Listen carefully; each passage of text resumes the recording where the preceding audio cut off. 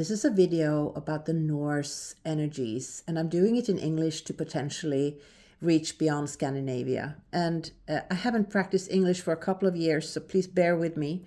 I did have to take some notes, and I will probably stutter once in a while, but I do feel it's important to get this information out into the collective field. So here we go.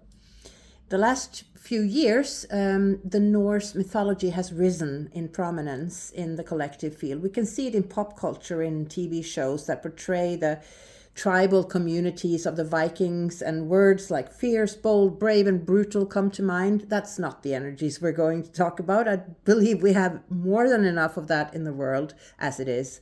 And that's the point for me to make this video, is actually to ultimately contribute to a more balanced world, because the higher frequencies of the Norse mythology and culture needs to grow within us all. We need to get attention to that area in order to make it grow within and without.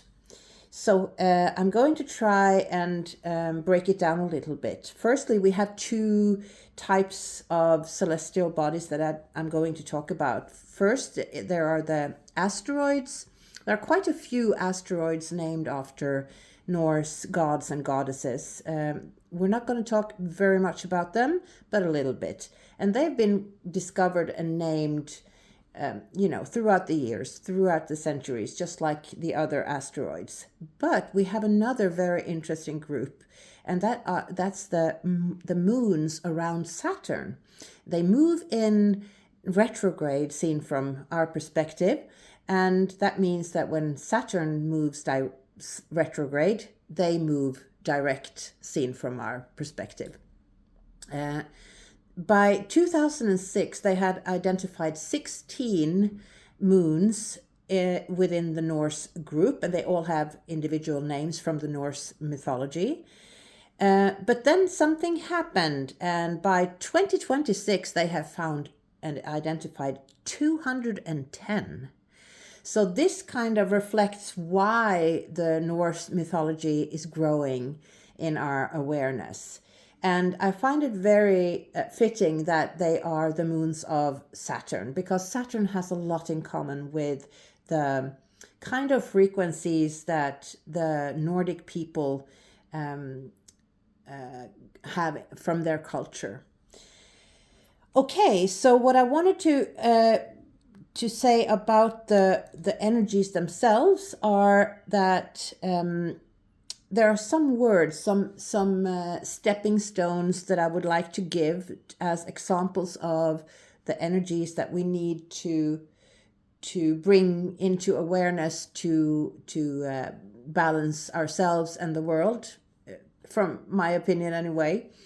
And some of the words I've written down are moderation, endurance, thorough, slow, steady, down to earth, robust, and then there are something fresh/innocent, naive, fresh, innocent. I don't know the exact one word, so I need to say them all three of them.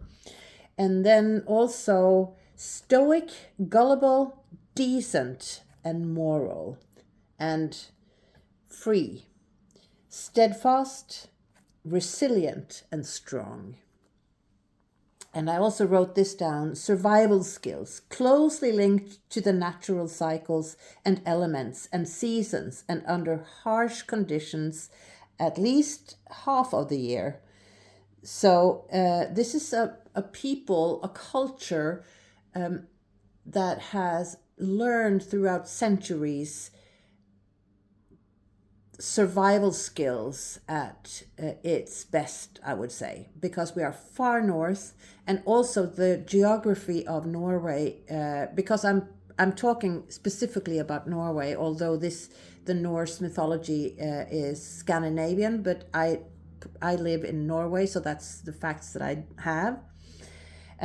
And to give you some examples about the Norwegian country, 37% of the country is forests.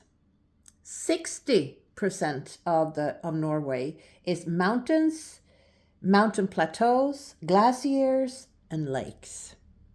Okay, I guess you've summed it up. It's 97% of Norway is not habited.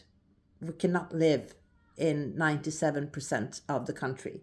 That leaves 3%. And those 3% are around the coastline, which is the second longest coastline in the world.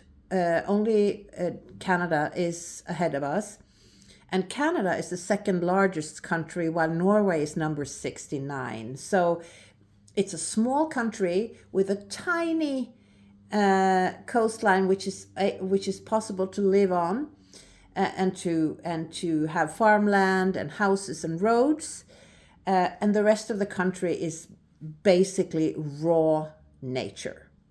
And yeah, so that kind of explains a bit about the Norwegian culture, what we carry within, what we take with us into the world, and the qualities that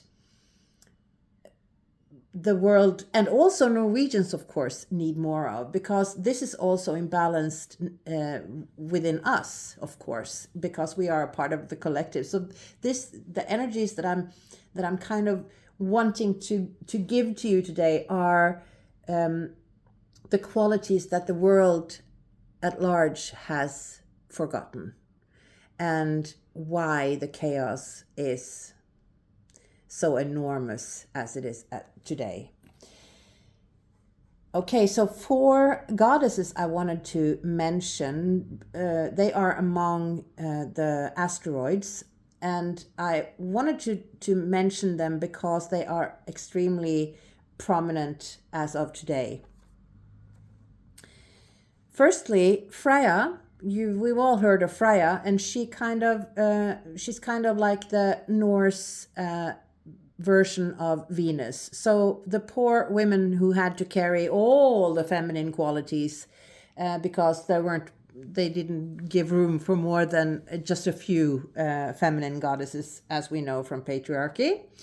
So today, Freya is at 28 degrees, 30 minutes of Taurus, which means she is approaching the hot area of the early degrees of Gemini, where we have Sedna and Uranus, and there's a lot going on there. We know that. And Freya is coming up to join them. And then we have the 3 goddesses of fate. And Urd, she is number 100. By the way, Freya is number 76. And Urd is number 167, if you want to look her up in your own birth chart. She is today at 13. Oh, sorry, she represents the past. And she is today at 13 degrees, 51 minutes of Aries, which means she's conjunct Saturn.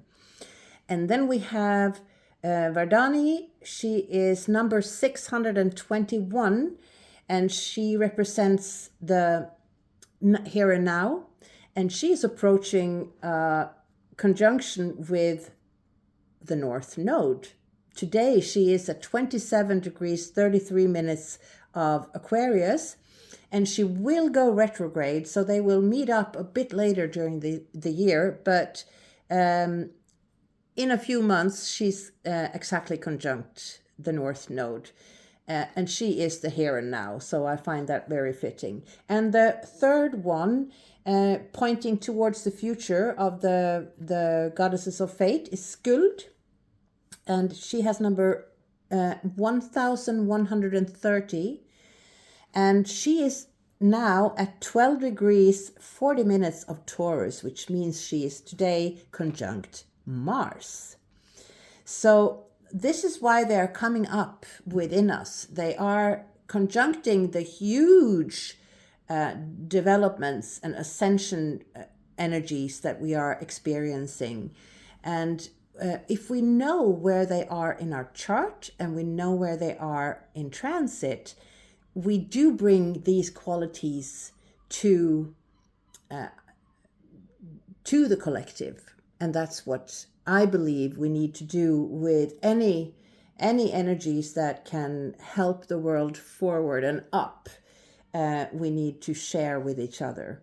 So I'm not sure. I think I'm going to leave it right here, because I have now mentioned the celestial bodies and what they represent, and I hope you do find them in your own chart, and I'm sure I will come back and talk more about them later, but this will do for now. So, oh my goodness, I came through in English. That's incredible. Well, thanks for listening if you're still here, and I'll be back soon with another video.